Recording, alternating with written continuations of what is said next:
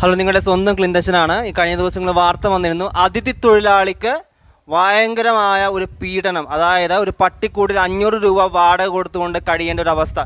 നമുക്ക് ആ കാര്യത്തെക്കുറിച്ച് സംസാരിക്കാനായിട്ട് ഇവിടെ രണ്ടുപേരുണ്ട്. നമുക്ക് അവരോട് ചോദിക്കാം എന്താണ് അഭിപ്രായം എന്ന്. Hello, hi. ഹായ്. പേരെന്താണ്? മേഘ്ന. അങ്കിത. നമ്മുടെ കഴിഞ്ഞ ദിവസം കൂടി വാർത്ത കണ്ടിരുന്നു, അതിഥി തൊഴിലാളിക്ക് വളരെ ദയനീയമായ ഒരു അവസ്ഥ, ഒരു പട്ടിക്കൂടി 500 രൂപ വാടക കൊടുത്ത് കഴിയേണ്ടി വന്ന അവസ്ഥ. ഇതിനെക്കുറിച്ച് എന്താണ് പറയാനുള്ളത്?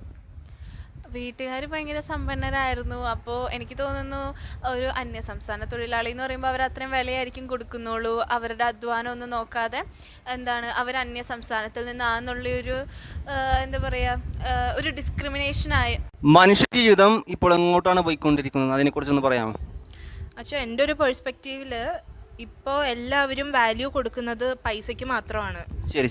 ഇപ്പോൾ ഒരു ദിവസം കടന്നു പോകുന്നത്, അതായത് ഇപ്പോൾ എനിക്ക് ഈ ഒരു ഡേ സ്റ്റാർട്ട് ചെയ്യണം എന്നുള്ളതിന്